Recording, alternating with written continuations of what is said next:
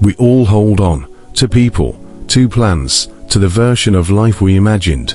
We think holding tight will keep us safe. Yet life is not a thing to capture. It is a river that moves. The moment we try to stop it, we feel the strain. The more we resist change, the more it pushes back, and the heavier our hearts become. Letting go is often misunderstood. Some think it means surrendering, giving up ambition, or becoming passive. But true letting go is not surrender to weakness. It is a wise release. It is choosing inner peace over the illusion of control. It is letting life do what life must, while you remain steady and open. Imagine your heart as a room.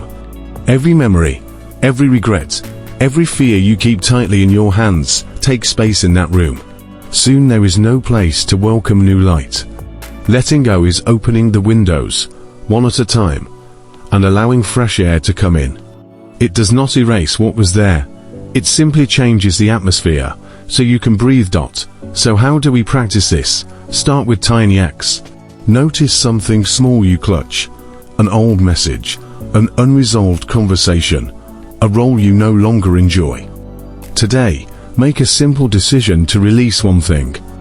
Unfollow a source of comparison on social media. Delete a message that pulls you back. Say in a whisper, I give myself permission to let this go. Another gentle practice is to write a goodbye letter you never send. Put words on paper for what you lost or for the relationship that ended. Say what you feel without editing. Then fold the paper and place it somewhere symbolic, a drawer, a plant pot, or even burn it safely. The ritual matters because it marks the choice to move on. Letting go also means forgiving, not because the other person deserved mercy, but because you deserve peace. Forgiveness is one of the most practical acts of release. It does not mean forgetting or inviting harm again. It means you refuse to carry the heavy stone anymore. You set the stone down and walk onward, lighter than before. Sometimes letting go is surrendering a dream you cherished. That hurts. Dreams are like seeds. Not every seed becomes a tree where you planted it. But when a dream falls away, it frees space for another seed to be planted. In time, you may discover that what replaced it was not worse, only different, and exactly what you needed. Letting go is patient work. It requires returning to the practice again and again, even when old habits pull you back. You will find yourself releasing something today, only to cling again tomorrow.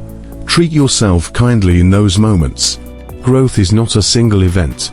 It is repetition, compassion, and time. Another aspect is to simplify your choices.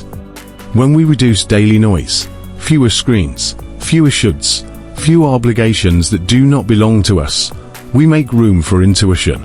Intuition is quiet. It cannot be heard over constant busyness. So cut small things that take energy without meaning. Spend time with silence. Walk without a purpose and listen to what surfaces. Gratitude is a companion of release. When you look for small things to appreciate, the mind shifts its focus from lack to presence. Make a simple habit. Before sleep, name 3 things that surprised you today. A warm cup of tea, an honest conversation, a ray of sun. These tiny acknowledgements train your heart to see what remains, not only what's gone. Community helps. You don't have to let go alone. Speak with a friend, a mentor, or a coach. Tell the story of what you are releasing. Placing words outside of you weakens their power and strengthens your clarity.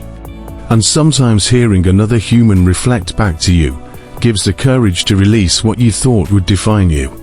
There will be seasons of loss and seasons of plenty. Embrace both. Learn to hold the tension between grieving and expecting newness. In that space, life rearranges itself. Old chapters close, and new ones begin. Trust the rhythm. You are not losing yourself.